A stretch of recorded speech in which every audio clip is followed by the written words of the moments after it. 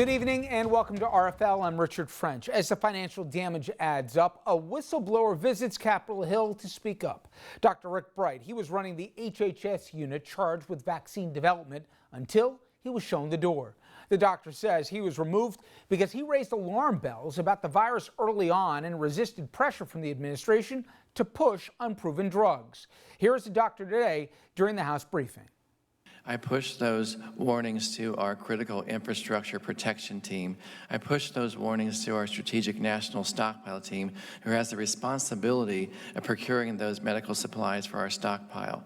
In each of those, I was met with indifference. The doctor also had this chilling warning. We fail to improve our response now based on science. I fear the pandemic will get worse and be prolonged.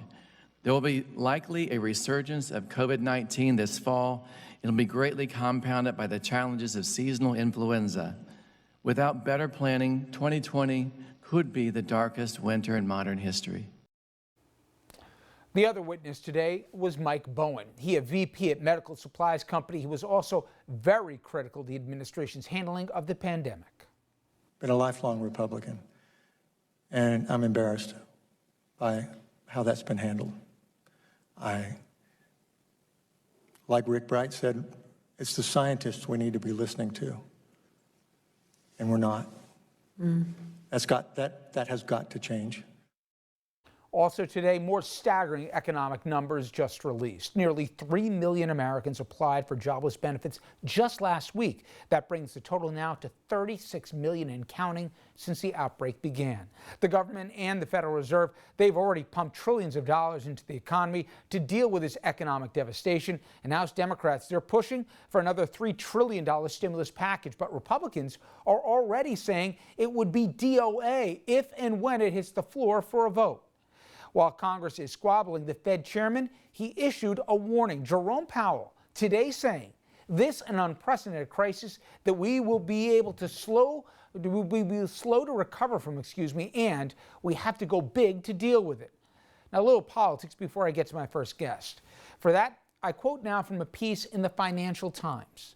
Jared Kushner had been arguing that testing too many people would spook the markets, and so we just shouldn't do it.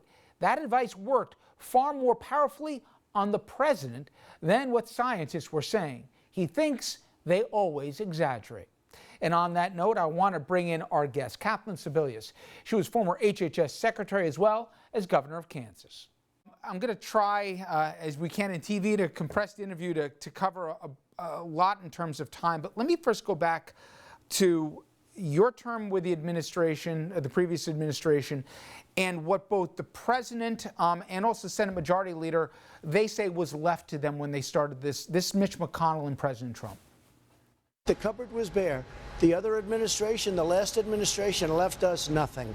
And we've taken it and we have built an incredible stockpile, a stockpile like we've never had before. Clearly, the Obama administration did not leave to this administration any kind of game plan for something like this.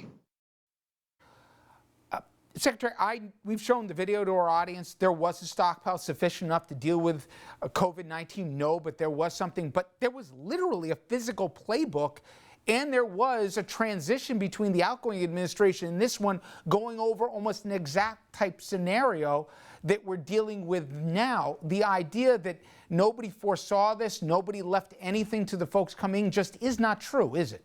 Well, it's absolutely not true. The Trump administration dismantled the Office of Pandemic Preparedness. They ignored the playbook, which was left. And mind you, the playbook was handed over not yesterday, not 2 months ago, not in the beginning of January. President Trump became president in January of 2017. So he owns the stockpile. His administration is in charge of making sure that the materials, devices, medicines are ready to go. It's updated on a regular basis. Things are thrown away on a regular basis as they get outmoded. So clearly, this is his stockpile, which was empty and bare, and he ignored the playbook that was given to him, and he has pulled back staff from CDC China in Beijing, which could have been helpful. He has defunded some key positions in CDC, ignored the science, not filled key positions. So it's really this president loves to find somebody else to blame. But in this situation, nothing could be further from the truth.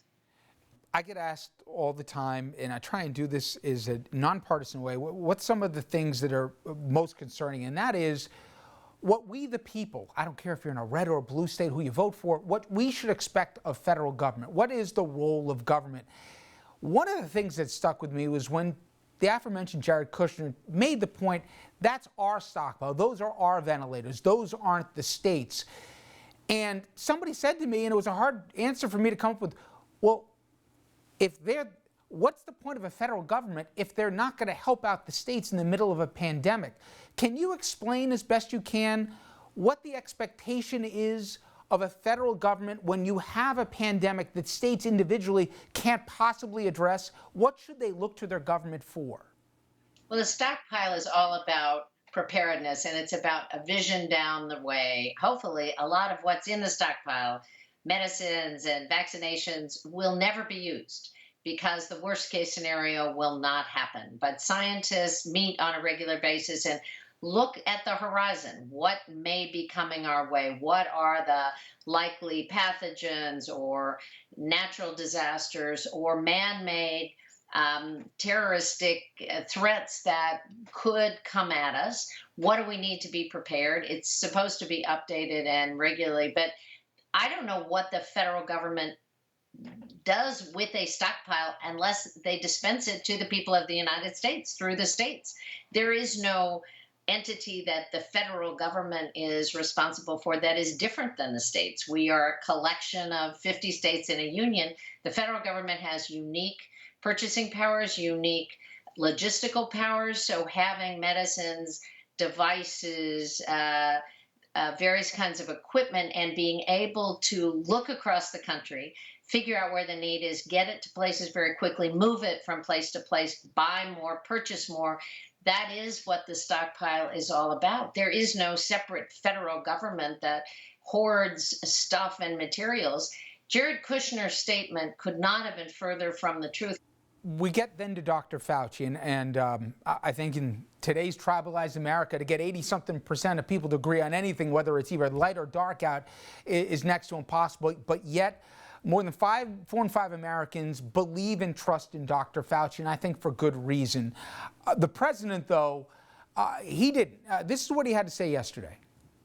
He wants to play all sides of the equation. To me, it's not an acceptable answer, especially when it comes to schools. The only thing that would be acceptable, as I said, is professors, teachers, etc., over a certain age. I think they ought to take it easy for another few weeks, 5 weeks, 4 weeks, who knows.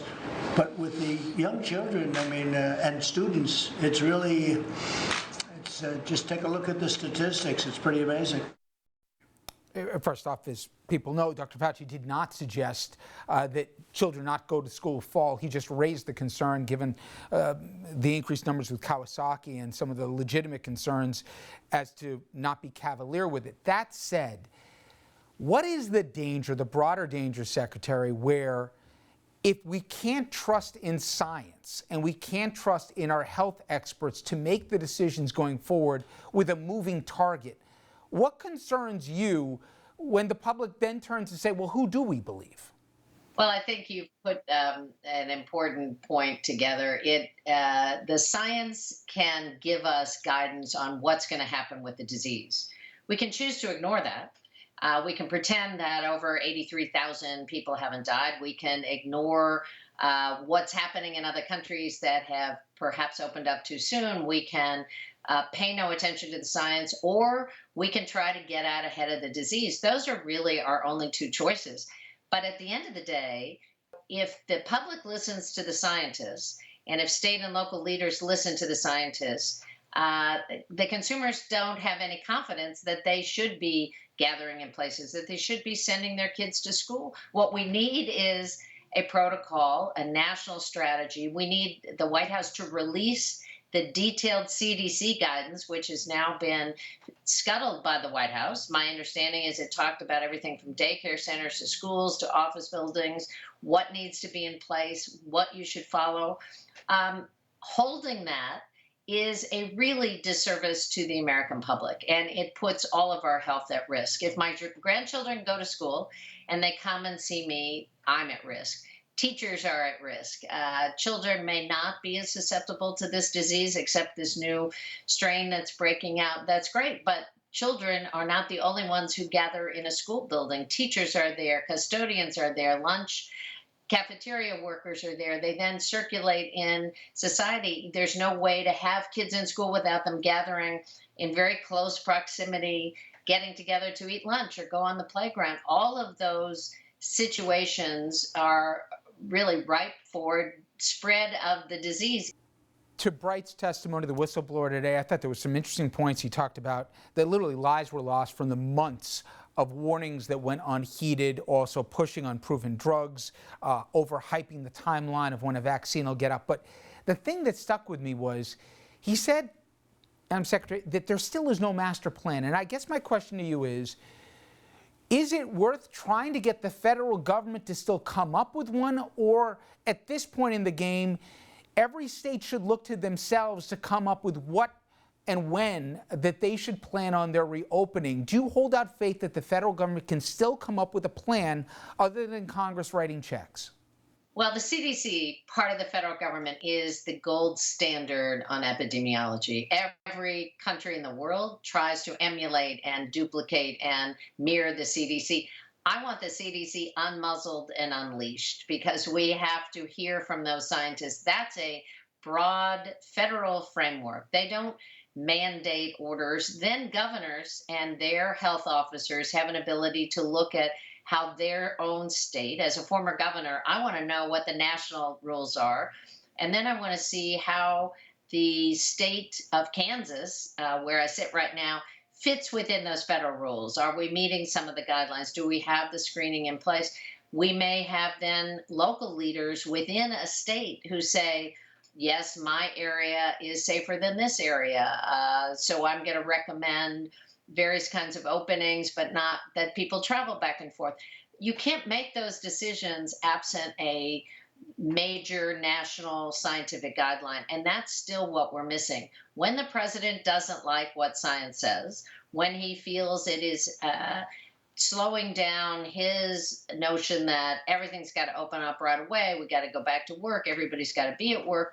When that message is contradicted by science, he holds on to the science. And nothing could be more dangerous or more disconcerting to the public. And Richard, I think we got to think down the road a little bit.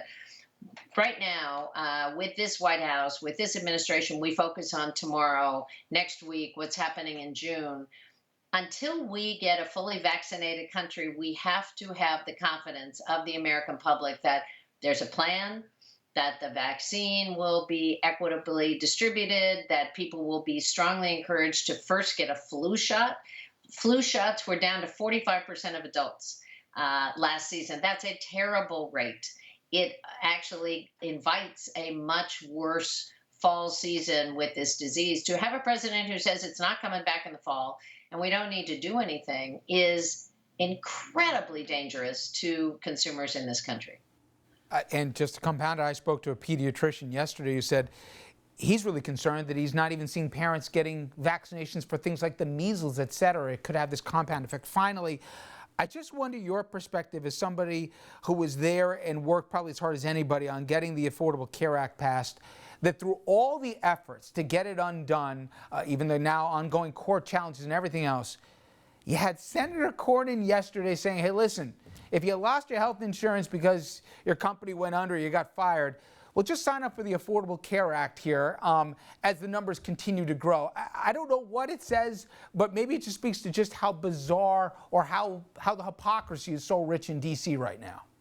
Well, there is a lot of it, and I did see that comment by Senator Cornyn. I hope he takes that comment home to Texas, because if Texas would expand Medicaid, you would have 1/3 of the uninsured adults in this country be able to access insurance coverage. So let's start there. That's part of the Affordable Care Act. And there has been no more vitriolic opponent of the Affordable Care Act for the 10 years it's been in place than John Cornyn, and he supports the litigation which is ongoing, which would strike down the entire act. So I hope the people of Texas understand that he is being totally phony about his position, but maybe they'll listen to his message and know that it is a special circumstance if you lose your job because of COVID and you have access to a marketplace. That's a special circumstance. You can go in and you're eligible for insurance. But in Texas, if you are below 100% of poverty,